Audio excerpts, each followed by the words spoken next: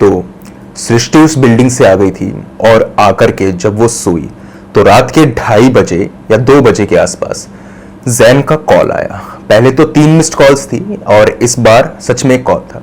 वो उठी नहीं थी उन मिस्ड कॉल से। जैन ने कहा, सृष्टि तुम मजाक नहीं कर रही, वो सचमुच है, वो औरत सचमुच मुझे दिख रही है और वो मुझे मारना चाहती है यार। पता नहीं वो मारना भी चाहती है नहीं, लेकिन वो मुझे दिख रही है। मैं मजाक नहीं कर रहा सृष्टि, मैं मजाक नहीं कर रहा। अब वो कहावत सुनी है ना आपने, शेर आया, लेकिन जब लोग सचमुच देखने के लिए गए तो उस लड़के ने कहा कि भाई शेर नहीं था। उसके बाद किसी ने सच को भी सच नहीं माना। तो यही कुछ जैन का भी सीन था। सृष्टि ने क्या दिया, ठीक है जैसी करनी वैसी भरनी, अब वो आ गई ना तो तू मर। तो अगर आप लोगों ने पहला पार्ट नहीं देखा है तो थंबनेल आपको स्क्रीन पे दिखाई दे रहा होगा, लिंक भी डिस्क्रिप्शन बॉक्स में मौजूद है, कहीं जाने की कोई जरूरत नहीं है।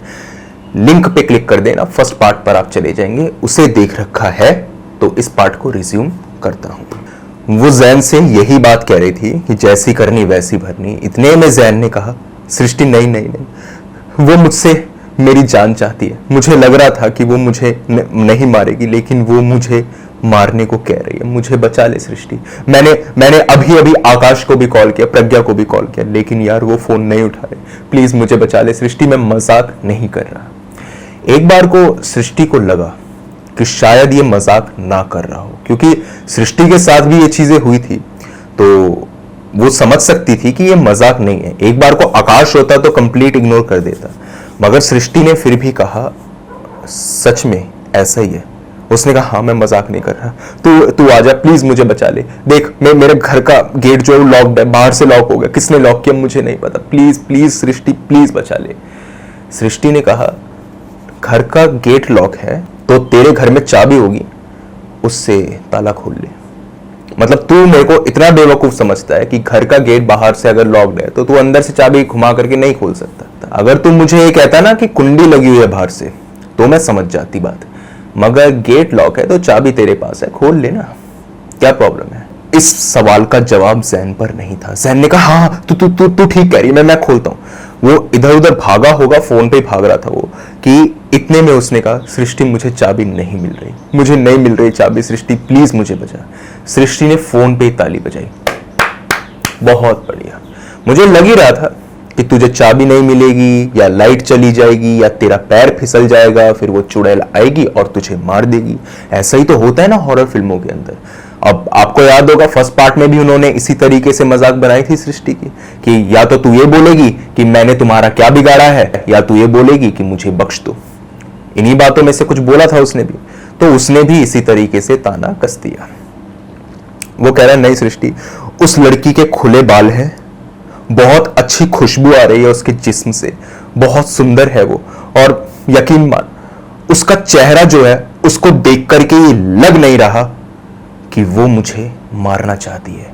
वो बहुत खूबसूरत है, उसके चेहरे पर एक अलग किस्म की मुस्कुराहट है और वो मुस्कुराहट किसी चुड़ैल के चेहरे पर नहीं हो सकती। कुछ इसी किस्म का हुलिया सृष्टि ने भी बताया था, लेकिन सृष्टि ने कहा, कोई बात नहीं, अब जब इतनी सुंदर लड़की तेरे पास आ चुकी है तो एक काम करना, तू ना भूतनी से शादी कर ले। तुझे बहुत मजाक लग रही थी ना मेरी बातें, कि जब मैंने कहा था कि वो मेरे से आप करके बात कर रही थी तो तूने कहा था कि आजकल के भूत प्रेत जो है ये तो तमीजदार हो गए हैं, तमीज से बात करते। तो एक काम कर, तू उसको पटा ले, वैसे भी तू तो सिंगल ही मरेगा, तेरे से तो कोई लड़की पटेगी नहीं। अब इतनी खूबसूरत लड़की रात के 2:30 बजे तेरे कमरे में आई है तो यहाँ पे तेरे साथ अंताक्षरी तो खेलेगी नहीं, उसके साथ जो करना कर। उसने कहा, सृष्टि मैं मजाक नहीं कर रहा, मुझे सचमुच चाबी नहीं मिल रही, मेरा गेट नहीं खुल रहा, और वो यही सब बोल रहा था। और उसने फिर से ये कहा, वो मुझे मारना चाहती है। सृष्टि ने कहा, लिटरली सृष्टि ने यही कहा, वो मारना चाहती है तो तू मरवा ले अपनी, कोई बात नहीं, तू भी खुश वो भी खुश। इसके बाद में अचानक से कॉल डिस्कनेक्ट हो गई। किसी को नहीं पता कि आगे क्या हुआ। सृष्टि को लगा शायद वो जीत गई, वो उसके मजाक में नहीं आई, तो उसने कॉल को डिस्कनेक्ट कर दिया। और जैन की आदत रहती थी ऐसी कि अगर आप उसकी चोरी पकड़ोगे ना तो वो कॉल को डिस्कनेक्ट कर देगा। होते हैं ना लोग ऐसे कि भाई चोरी पकड़ी गई तो डिस्कनेक्ट कर देते हैं, कॉल डिस्कनेक्ट कर देते हैं और बाद में आकर के आपसे बात करते हैं फेस टू फेस। तो कुछ इस किस्म का ही था वो। सृष्टि सो गई और उसके बाद क्या हुआ उसे नहीं पता। सृष्टि को उस रात नींद नहीं आई, न जाने बात क्या थी। कहीं ना कहीं उसे उस झूठ में सच लग रहा था। वो होते हैं ना इंस्टिंक्ट्स, हम पकड़ लेते हैं, सिक्स्थ सेंस जो बात बोलती है, कुछ वैसा ही उसके साथ हो रहा था। उसने यहाँ पे प्रज्ञा और आकाश को कॉल करी, 5-7 बार कॉल करी होगी। उनमें से एक ने कॉल उठा ली। वो लोग भी सो ही रहे थे, तो कुछ यहाँ पर 4:30-5 बज रहे थे और उन लोगों ने सोचा एक बार जा करके जैन के घर को देख लिया जाए। वो जैन के घर में गए तो इस वक्त पर उसका घर लॉक नहीं था। उन्हें लगा कि ये मजाक कर रहा था, लेकिन पता नहीं उसने ये बात क्यों बोली लॉक वाली। इससे तो उसकी बात खुद ही कच्ची हो रही थी। सृष्टि ने कहा ठीक है, हम लोग अंदर जाके देखते हैं। अंदर वो लोग गए तो अंदर उन्हें कुछ भी यहाँ पे मालूम नहीं चला कि अंदर क्या है क्या नहीं है। सब कुछ, हर एक चीज अपनी जगह पे थी, जैसी होनी चाहिए थी। लेकिन एक शख्स पूरे घर में मौजूद नहीं था और वो था जैन। जैन वहां पे था ही नहीं, अपने घर में खुद नहीं। इस वक्त पर प्रज्ञा और आकाश को थोड़ा डर लगा कि ये कहां होगा। क्या पता उसने घर अपना खोल लिया हो और वो बाहर आ गया हो। तो उन्होंने सोचा एक बार हम इसके पेरेंट्स से कंफर्म कर लें। उसके पेरेंट्स उसी सिटी में रहते थे, दूसरा उनका घर था। तो उनसे उन्होंने कहा अंकल आंटी, जैन का कुछ पता चला आपको? मतलब उसने रात में कॉल वॉल की होगी। तो उनका फोन वगैरह जो था वो ड्राइंग रूम में रहता था, वो लोग अपने बेडरूम में सोते थे। तो उन्होंने कहा बेटा हमें पता नहीं, साइलेंट पे रहता है रात में फोन। देखा तो 6 मिस्ड कॉल्स थी कुल मिलाकर के, 3 मम्मी 3 पापा। तो उन्हें भी थोड़ी फिक्र हुई। उन्होंने कहा आंटी, जैन जब कल रात को अपने घर आया था तो वहां से उसने कोई कॉल वॉल करी थी और कुछ उसने बताया था कि कुछ उसे घबराहट है या कुछ इस किस्म से। उसने कहा नहीं बेटा, ऐसा तो कुछ नहीं हुआ। हाँ, पर फोन में मैं देख रही हूं तो रात के 1:30 से लेकर के 2:30 बजे के आसपास 6 मिस्ड कॉल थी और 2:30 बजे लास्ट उसने कॉल करी थी इधर श्रुति को। तो उन्हें थोड़ा डर लगा। अब श्रुति समझ चुकी थी कि अगर इसके पेरेंट्स को सच बताएंगे तो भाई बात पता नहीं क्या हो जाए और वो लोग कितने भड़क जाए, कहीं इन्हीं को ना पीट दें कि तुम लोगों ने रिचुअल ऐसा करा। उन्होंने कुछ नहीं बताया। उन्होंने कहा ठीक है आंटी, हम ना उसके दूसरे घर में देख करके आते हैं, या क्या पता अपने किसी दोस्त के घर पे हो। पेरेंट्स भी जानते थे कि जैन अक्सर रात में कहीं चला जाया करता था, कभी कभी दोस्त यारों के साथ पार्टी, कभी कभी वन नाइट स्टैंड। ये उसके दोस्तों को पता था, घर वालों को नहीं। वो लोग न जाने क्यों उसी बिल्डिंग में चले गए। तीनों लोग उस बिल्डिंग में गए। वहां पे जाकर के उन्होंने जो देखा वो अपने आप में ही अलग चीज थी। और वो अलग क्यों थी ये मैं आपको बताता हूं। जैन मरा पड़ा था, ठीक है, कोई दिक्कत नहीं, जैन मरा हुआ था, लेकिन उसकी बॉडी पूरी पानी से भीगी पड़ी थी और उस बिल्डिंग में पानी का नहीं नामो निशान। और ऐसा भी नहीं कि कल रात को बारिश आई हो मुंबई के अंदर, पूरी बॉडी पानी में। देख करके ऐसा लग रहा था कि वो आदमी डूब गया हो। अब उस अंडर कंस्ट्रक्शन बिल्डिंग के अंदर कुछ भी ऐसा नहीं था। सृष्टि को याद आता है कि जैन ने कल कॉल पे एक बात और कही थी जो शायद से कट रही थी, वॉइस कट रही थी उसकी। उसने पानी का कुछ जिक्र सा किया तो था, मगर उसे कुछ क्लियरली याद नहीं। अब कब तक घर वालों से झूठ छुपाते। बताया गया कि भाई जैन तो मर चुका। पोस्टमार्टम वगैरह करवाया गया तो यह पता लगा कि लड़के की मौत डूबने से हुई है, लंग्स के अंदर पानी था। और मैंने आपको बताया पानी दूर दूर तक कहीं था ही नहीं। घर वाले यही सोचते रहे कि आखिर ये लड़का मरा कैसे। कोई भी फॉल प्ले नहीं था, दोस्तों का कोई हाथ नहीं, पुलिस केस वगैरह बना और शटडाउन हो गया, कुछ नहीं था।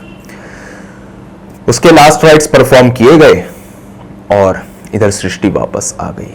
सृष्टि को पानी वाली बात याद थी, लेकिन उसने ना तो आकाश और ना ही प्रज्ञा से इसका जिक्र किया। शायद वो लोग थोड़ा डर जाते। लगातार वो यही सोच रही थी कि आखिर वो लड़का उस बिल्डिंग में क्यों गया। इसी के साथ साथ पानी का आखिर सीन क्या है।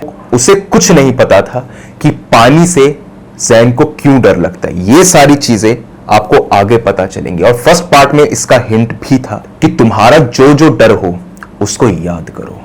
वो आत्मा कुछ ऐसा ही करती थी। मैं डिटेल में बताऊंगा आगे। आकाश का दिमाग यहां पर चला और उसने पूछा, सृष्टि एक बात बता, तेरे पे कॉल आई थी तो उसने कुछ बात तो की होगी ना तेरे से किसी चीज के रिलेटेड। उसने कहा मैंने बता तो दिया, सब कुछ तूने बता दिया। नहीं, कोई ऐसी बात जो तुझे याद ना हो। अब पानी वाली बात थी तो सही, लेकिन क्या थी उसे भी याद नहीं। उसने कहा ठीक है, मैं ना तुम्हें कॉल रिकॉर्डिंग चेक करवा देती हूं। उसने कहा ठीक है भाई, करवा दे। अब कॉल रिकॉर्डिंग जब चेक कराई तो उसके अंदर कहीं भी जैन की कॉल आई ही नहीं थी। जैन ने सृष्टि को कॉल की ही नहीं। अब सृष्टि यह सोचने पे मजबूर कि कल रात को उसने किससे बात करी है, क्योंकि वो वहम नहीं था। जैन की कॉल आई थी, लेकिन कॉल रिकॉर्डिंग में कहीं पर भी उसका मेंशन नहीं था। आकाश इस चीज को देख के थोड़ा हैरान तो था और उसने कहा ठीक है, हम लोग ना इसके बारे में कल बात करेंगे। आज इतना कुछ हो चुका है, ये पक्का कोई ना कोई प्रॉब्लम है। मैंने तेरे को कहा था सृष्टि कि भूत प्रेत होते हैं और ये सब कुछ है। ये तेरी जिद थी जिसके चलते जैन चला गया। अब वो सारा का सारा दोष सृष्टि पे मरना शुरू हो चुका था। सृष्टि ने कहा मेरी क्या गलती, मैंने क्या किया? अपने आप वो ऑइजा बोर्ड लेकर के आया और तुमने भी तो वो रिचुअल परफॉर्म किया था और तुम्हारे हिसाब से तो मजाक था ना ये सब। और तुम्ही ने तो कहा था ना कि भूत प्रेत नहीं होते, इसको इस तरीके से डरा देंगे, वो कर देंगे। ये बहसबाजी चलने लग गई। प्रज्ञा ने कहा चुप हो जाओ, किसी के मरे हुए पे तमाशा मत करो। आज तो चुप हो जाओ बेशर्मो। सोचो तुम्हारा दोस्त मर चुका है, तुम इस बात पे लड़ रहे हो। गलती सबकी है, बराबर है, मेरी भी है। समझ में आई बात? और अब ना मुझे तो बस ऐसा लगता है कि शायद ये सिलसिला जैन पर ही रुक जाएगा, क्योंकि जैन ने उस ऑइजा बोर्ड को निकाला था और उसी ने इन सब चीजों को बुलाया था, तो वो गया तो अब ये चीज रुक जाएगी और हमें टेंशन नहीं लेनी चाहिए। बस अभी चुप रहो और मरे हुए के बारे में प्रे करो कि वो आराम से जी सके मरने के बाद में। रेस्ट इन पीस बोलो उसके लिए और शांत रहो। उसकी बात में भी लॉजिक तो था कि भाई उसी ने आत्मा को बुलाया था, एक तरीके से हेड तो वही था। लेकिन सृष्टि तो ये जानती थी कि वो लोग भी इन्वॉल्व थे, सभी लोग जानते थे ये बात तो खैर, मगर फिर भी अपने मन को किसी तरीके से दिलासा उन्होंने दी। आज आकाश के चेहरे के हाव भाव काफी बदले हुए थे। वो ऐसे रिएक्ट कर रहा था जैसे कि वो इस सिचुएशन की तह तक जाना चाहता हो। अब आकाश की एक नेचर आपको बता देता हूं, बहुत जरूरी है। आकाश ना थोड़ा लड़ाकू किस्म का था। आपने देखा होगा कॉलेज स्कूल के वक्त में ऐसे बच्चे होते थे ना, जिन्हें आपने चैलेंज किया, ए बाहर आ, मैं बात करता हूं तेरे से, और वो सच में आते थे और सच में आने के बाद में उससे लड़ते थे और जीतते थे। तो दादागिरी नहीं, लेकिन एक जज्बा होता था उन लोगों में, एक कहते हैं ना मर्दाना जिगर, वो उनमें होता था। तो कुछ इस किस्म का लड़का था आकाश। आकाश ऐसा था कि जैन की मौत हो जाएगी ना तो वो चुप नहीं बैठेगा, और कहते हैं ना जोश में आदमी होश खो बैठता है। कई बार यही हुआ था और आगे भी यही होने वाला था। वो रात कुछ नहीं हुआ, ना सृष्टि पे कोई कॉल आई ना प्रज्ञा पे। लेकिन सृष्टि ने सोचा कि कुछ यहाँ पे रात के 1 बजे के आसपास मैं एक बार आकाश को कॉल कर लूं।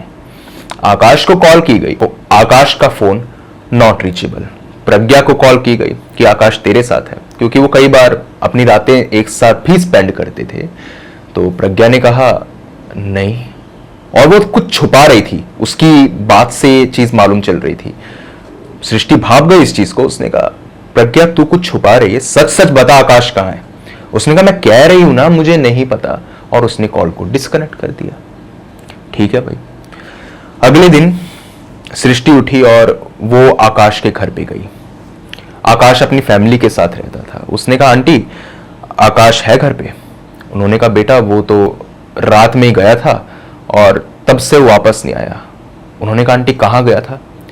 पता नहीं बेटा, कहकर तो ये गया था कि दोस्तों से मिलने जा रहा हूं। अब तुम्हारे और प्रज्ञा के अलावा उसका कौन ही दोस्त, तो तुम्हारे पास ही आया होगा। उसने कहा ठीक है आंटी मैं जा रही हूं। वो जा रही थी कि इतने में आंटी ने उसे रोका और कहा सृष्टि बेटा एक बात बता, मरने से पहले जैन की कॉल तुझ पे आती है। आकाश आज सुबह घर वापस नहीं आया, तब भी वो ये बोलकर गया कि दोस्तों से मिलने जा रहा हूं। तुम लोगों ने कुछ चक्कर तो नहीं मचा रखा, और हर बार तू ही क्यों फंस रही है? मुझे एक बात बता, देख मैं शक नहीं कर रही, लेकिन सवाल मेरे बेटे का है। अब सृष्टि ने तो कुछ किया नहीं था, लेकिन फिर भी उसके ऊपर जो है इधर खंजर लटक रहा था। उसने कहा नहीं नहीं आंटी, वो प्रज्ञा के साथ होगा, मैं जाकर देख के आती हूँ। प्रज्ञा से पूछा गया क्या सीन था कल रात का, क्यों कॉल डिस्कनेक्ट करी, तो उसने सारी बात सच सच बता दी। बात दरअसल ये थी कि आकाश ने कहा था मैं जाऊंगा उस बिल्डिंग में और मैं देखता हूं कि साला कौन भूत है, कौन चुड़ैल है, जिसको बात करनी है मेरे से करे। वो बहुत गुस्से में था, उसको अपने दोस्त की मौत का बदला लेना था। वो जानता था कि सृष्टि ने कुछ नहीं किया, सृष्टि शरीफ लड़की है, वो अच्छे से जानता था। अब वही बात हुई ना, जोश में होश खो बैठा, अकेला गया होगा वहां पे, जो भी उसके साथ हुआ होगा वो तो वही जाने। वो लड़का वहां पे गया था रात में अकेले, और उसने कॉल आउट किया था उस शक्ति को जिसके बारे में उसे कुछ नहीं पता। उन चारों को कुछ नहीं पता था कि यह शक्ति है क्या। सृष्टि और प्रज्ञा मरे मन से वहां पे गए और उनके ऊपर किसी ने रखी हुई थी नजर, और नजर रखने वाली थी आकाश की मम्मी, क्योंकि उन्हें शक था कि ये लड़कियां कहीं इन्वॉल्व ना हो, खास तौर पे सृष्टि। वहां पे वो गए तो उन्हें वहां पे आकाश की डेड बॉडी मिली। आकाश सचमुच मर चुका था। अब उस लाश के बारे में थोड़ी बात कर लूं। वो लाश कंप्लीटली अनरिकॉग्नाइजेबल थी। आप उसे देख के नहीं कह सकते कि यह लाश आकाश की है। आंखें नहीं, नाक नहीं, सिर्फ दांत, और इसी के साथ में पूरी बॉडी जली हुई। कुछ कुछ थोड़ा बहुत हल्का फुल्का मांस रहा होगा तो रहा होगा, वो भी जला हुआ। अब आप जो भी इमेज बनाना चाहें दिमाग में बना सकते हैं। मैं ज्यादा डिटेल में बात करूंगा तो वो चीज घिनौनी हो जाएगी। बस उसकी जो हाइट थी वो आकाश की हाइट के बराबर थी, तो अंदाजा उन्होंने यही लगाया कि यह आकाश हो सकता है। बुलाया गया पुलिस को, सारी तहकीकात की गई। अब ऑटोप्सी वगैरह हुई तो मालूम चला ये आकाश ही है, और इसी के साथ में ये लड़का कल रात को जल के मर गया। अब वहां पर बिल्डिंग में कहीं पर भी आग नहीं लगी थी, कहीं पर भी दाग नहीं थे। अब आग लगेगी, अगर किसी जगह पे आग लगेगी तो दीवारें काली पड़ जाएंगी, कुछ होगा नहीं। वो कंप्लीटली जो बिल्डिंग थी वो वैसी की वैसी थी जैसे उन लोगों ने छोड़ी थी 2 रात पहले। पुलिस वालों की अलग टेंशन, इसी के साथ में एक टेंशन सृष्टि को कि अब मेरा क्या होगा। आकाश की मां ने कहा ये दोनों लड़कियां है ना, ये काला जादू करती है, मैं जानती हूं ये काला जादू करती है, इन्होंने ही उन दोनों को मारा है। मैं तो हमेशा से देखती थी कि ये जो सृष्टि है ना, ये आकाश को देखते हुए जलती है, क्योंकि आकाश और प्रज्ञा एक साथ थे। ये बात कभी भी सामने नहीं आई थी। हाँ, एक बार को ये जरूर था कि सृष्टि का क्रश था आकाश, ये बात सच थी, लेकिन कभी भी उसने यहां पे प्रज्ञा और उसके रिलेशन को नहीं तुड़वाया था। ये बात पूरी जगत को मालूम थी, लेकिन जिसका बेटा गया है दर्द तो वही जानता है। तो अब उन्होंने बात का बतंगड़ बना दिया, काले जादू वाली बात आ गई। अब इससे सबसे बड़ी दिक्कत क्या होती है ना, जब एक काले जादू वाली बात आपके सामने आ जाए और कोई आपको एक कहे कि ये चुड़ैल है, तो आप चाह कर के भी अपनी मदद या किसी और की मदद नहीं कर सकते। बड़ा आसान रहता उसके लिए कि अगर वो किसी तांत्रिक पर चली जाती, किसी पंडित पे चली जाती, लेकिन अब उसके ऊपर पहरा था, और पहरा होने के चलते अगर वो तांत्रिक पर जाए और वहां पे वो पकड़ी जाए तो ये बात सच हो जाती कि ये लड़की काला जादू कराती है। बिना किसी बात के सृष्टि फंस चुकी थी, प्रज्ञा भी। दोनों लड़कियों ने कोई सच नहीं बताया कि हम लोगों ने उस रात क्या किया था। एक चीज आपने गौर करी, पहला लड़का तो डूब के मरा, दूसरा लड़का जल के। दोनों में कोई भी चीज कॉमन नहीं है, सिर्फ एक चीज कॉमन है कि दोनों की लाशें उस बिल्डिंग में मिली, वो उनके घर पे नहीं मिली। प्रज्ञा ने सृष्टि को एक बात और बताई थी कि मरने से पहले उसको भी वो लड़की दिखाई दी थी, और वो दूर से देख करके उसको हंस रही थी। बहुत प्यारी स्माइल वो पास कर रही थी और वो हंस रही थी। सेम वही लड़की थी वो जो जैन को भी दिखाई दी थी। मतलब साफ था कि वो लड़की जिसको दिखेगी उसकी मौत पक्की। लेकिन अब तक सृष्टि क्यों नहीं मरी, क्योंकि सबसे पहले तो उसे ही दिखी थी। ये बहुत बड़ा सवाल था। आलम तो कुछ ऐसा था कि आकाश के जनाजे पर भी उन दोनों लड़कियों को अंदर नहीं घुसने दिया गया कि तुम यहां नहीं आओगी, तुम चुड़ैल हो, और अगर हमारा लड़का मुक्त नहीं हुआ ना तो हम तुम्हें छोड़ेंगे नहीं, अगर इसकी आत्मा हमें परेशान करेगी तो। ये उसके पेरेंट्स कह रहे थे। ऑल्दो ऐसा कभी कुछ नहीं हुआ था, लेकिन एक डर तो रहता ही है। वो तो अपने दोस्त के जनाजे में भी शामिल ना हो सकी। दोनों लड़कियां यही सोच रही थी कि आखिर ये लोग जल के और डूब के मरे क्यों। तो प्रज्ञा ने कहा, सृष्टि तुझे याद है आकाश के पैर पे एक जले हुए का निशान था? उसने कहा, हाँ मुझे याद है। और तुझे ये पता है कि आकाश को आग से डर लगता था? उसने कहा, नहीं, उसने कभी नहीं बताया। उसने कहा, उसके ना बताने का सबसे बड़ा रीजन ये था कि अगर वो अपने फियर को बताता तो तुम लोग उसकी मजाक बनाते, जो ग्रुप में कॉमन सी बात होती है, लोग मजाक बनाते। इसी के साथ साथ सबसे बड़ा डर था उसे जैन का, कि जैन कल को आग वाग के साथ में उसके आसपास ना खेले। ये चीज सृष्टि ने नोटिस करी थी, उसके सबकॉन्शियस माइंड में ये चीज थी जरूर कि जहां पर भी आग वगैरह होती थी वहां पर आकाश जाता नहीं था। चाहे आप तंदूर के आसपास की आग समझ लीजिए, होटल में भी वो तंदूर के पास नहीं बैठता था। इसी के साथ में अगर लोहड़ी का फंक्शन हो या फिर कोई भी ऐसा न्यू ईयर वगैरह का फंक्शन हो तो वो साफ कहता था कि भाई आग कोई नहीं जलाएगा। और पूछते थे कि आग क्यों ना जलाए, तो बहानेबाजी हजार कि भाई पॉल्यूशन होता है, मैं नहीं करूंगा, ये नहीं करूंगा। वो काउंटर भी करते थे कि पॉल्यूशन होता है तो भाई तू इधर गाड़ियां चलाता है, इधर तू एसी वगैरह में बैठा रहता है, उससे कोई पॉल्यूशन नहीं है। मगर वो कहता था अगर मुझे इनवाइट करना है तो यहां पे आग नहीं जलेगी। सृष्टि ने तार से तार को जोड़ा। उसने कहा ठीक है, लेकिन जैन, पानी से उसका क्या लेना देना था? और उसने तो कभी कुछ नहीं बताया। प्रज्ञा ने कहा उसने बताया था, और उसने ये बात आकाश को बताई थी। और आकाश तो ठहरा भाई प्रज्ञा का बॉयफ्रेंड, तो उसने सारी बात बताई थी। उसने कहा बात क्या थी? बात दरअसल ये थी कि बचपन में जैन जब अपने पेरेंट्स के साथ में यहां पे केरला गया था तो उधर वो डूबते डूबते बचा था। ये बात होगी जब वो महज 6-7 साल का रहा होगा, तो वो लगभग डूब ही गया था ये समझ लो, और वो अनकॉन्शियस भी हो गया था। तो वो कहते हैं ना ऐसे ऐसे पंप करके पानी निकाला जाता है बॉडी में से, तो वो तक भी सिचुएशन आ पड़ी थी, लगभग मर गया था वो लड़का। और इसी के चलते उसको पानी से था सबसे ज्यादा डर। अब ना तो उसने कभी स्विमिंग सीखी थी और वो पानी से बच के रहता था, कभी भी वो स्विमिंग पूल में उनके साथ, वाटर पार्क में उनके साथ में नहीं जाता था। ये बात सृष्टि ने नोटिस करी, तो उसने कहा इसका मतलब ये है कि वो जो भी आत्मा है वो हमारे डर पे फीड कर रही है। तो अगर हम उससे ना डरे तो क्या वो हमें छोड़ देगी? सोचना सही था, लेकिन उसकी पावर को वो लोग समझ नहीं पा रहे थे। डर सिर्फ एक किस्म का नहीं होता। अगर वो महज छलावा होता तो वो कुछ इस किस्म से कर सकता था और उससे बचा जा सकता था। छलावा क्या करता है? एक पर्टिकुलर पार्ट में वो रहता है, आपके डर के साथ में खेलता है। आप उससे नहीं डरे तो बच गए, डर गए तो मर गए। लेकिन ये आत्मा कैसी थी कि ये आपको डरा देगी चाहे आप कुछ कर लें। आपको पानी से डर लग रहा है, आग से डर लग रहा है, ठीक है, आपने अपने डर को ओवरकम किया, लेकिन कल को आपको दिखाई दे कि आपके माँ बाप आपके सामने मर रहे हैं और उनको कोई ऊपर से धक्का देने वाला है, तब आप डरेंगे कि नहीं डरेंगे?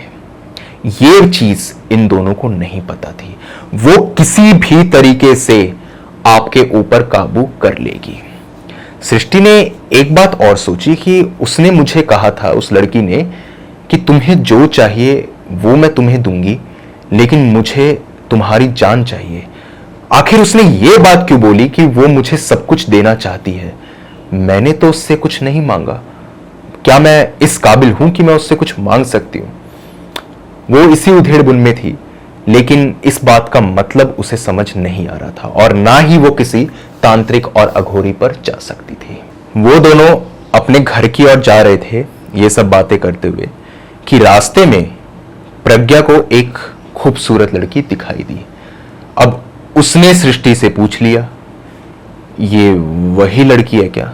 सृष्टि ने देखा, कह रही नहीं, ये नहीं, ये तो मामूली सी सुंदर लड़की है, बहुत खूबसूरत होगी वो, बहुत खूबसूरत, तू देख करके पागल हो जाएगी, बहुत सुंदर होगी वो। लगातार प्रज्ञा यही पूछ रही थी रास्ते में आते हुए, ये तो नहीं, वो तो नहीं, ये तो नहीं। इससे एक चीज जाहिर हो रही थी कि अभी तक उसको वो आत्मा दिखाई नहीं दी, लेकिन फिर भी वो डर रही थी, और यही तो उसे चाहिए था।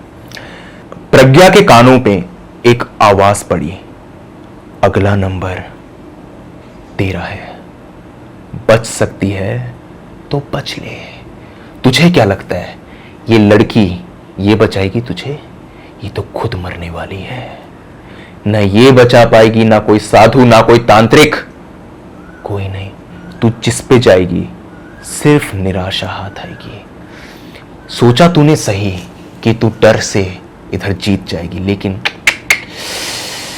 ऐसा नहीं है, ऐसा बिल्कुल नहीं है। प्रज्ञा डर गई, उसने सृष्टि को ये सारी बात बताई। सृष्टि ने इसको वहम मानने से तो इनकार कर दिया, क्योंकि वो जानती थी वहम तो नहीं है, और कोई आदमी मजाक क्यों करेगा। वो फिर पूछने लगी प्रज्ञा की, सृष्टि वो शॉर्ट्स में जो लड़की है वो है क्या? वो उसने कहा देख, तू डर रही है ना, वो तुझे और डराएगी, और तू डर मत, क्या पता तेरी मौत हो जाए। हम लोग एक दो दिन के अंदर किसी भी पंडित, किसी भी साधु से बात करेंगे, अभी हमारे ऊपर नजर है, बचकर रहे। अगर हम लोग किसी पे गए ना तो वो तो हमें बाद में मारेगी, उससे पहले लोग ही हमें मार डालेंगे। हम लोग मुंबई जैसी जगह पे रहते हैं, यहाँ पे चुड़ैल वगैरह को लोग इतना नहीं मानते, गांव वगैरह में होते तो जिंदा जला दिए जाते। मैं सच बता रही हूं, तू अपने ऊपर काबू कर। प्रज्ञा थोड़ा सा काबू कर रही थी, और वो यही सोच रही थी कि मैं अब डरूंगी नहीं। सृष्टि ने उससे पूछा था कि तेरा फियर कौन सा है? तो उसने कहा मेरे तो बहुत से फियर हैं। इसका मतलब यह है कि सबसे इजी टारगेट थी प्रज्ञा। वो कहती थी मुझे पंखे से डर लगता है, मुझे जोकर से डर लगता है, मुझे यहां पे ट्रेन से डर लगता है, मुझे उससे डर, इससे डर। उसने कहा सबसे ज्यादा डर। प्रज्ञा के पास इस सवाल का जवाब नहीं था, क्योंकि वो डरपोक सचमुच थी। ये आपने फर्स्ट पार्ट में भी देखा होगा, जब वो हाथ होल्ड करके सब लोग बैठे हुए थे, तो प्रज्ञा जो थी वो इधर कह भी रही थी नहीं नहीं हमें ऐसा नहीं करना चाहिए, सबसे ज्यादा वो डरी हुई थी। ये चीज आज उसके कैरेक्टर में उभर के सामने आ रही थी। उस रात प्रज्ञा ने कहा मैं अपने घर पे रुकूंगी नहीं, जब मैं अपने घर पे नहीं रुकूंगी तो वो लड़की दिखाई नहीं देगी, और एक दो दिन की बात और है फिर हम किसी पंडित पे। उसने कहा सृष्टि को, सृष्टि मैं तेरे घर आ जाऊं रुकने के लिए? उसने कहा जा, मुझे कोई प्रॉब्लम नहीं। सृष्टि डरपोक नहीं थी, ये उसके कैरेक्टर की पहचान थी।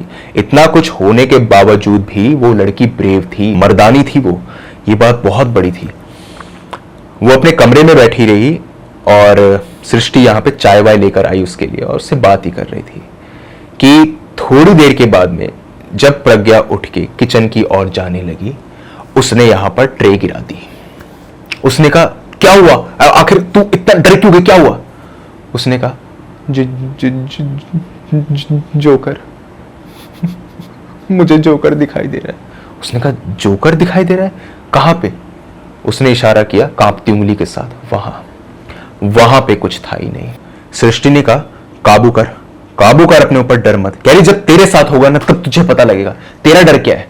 सृष्टि ने अपना डर नहीं बताया।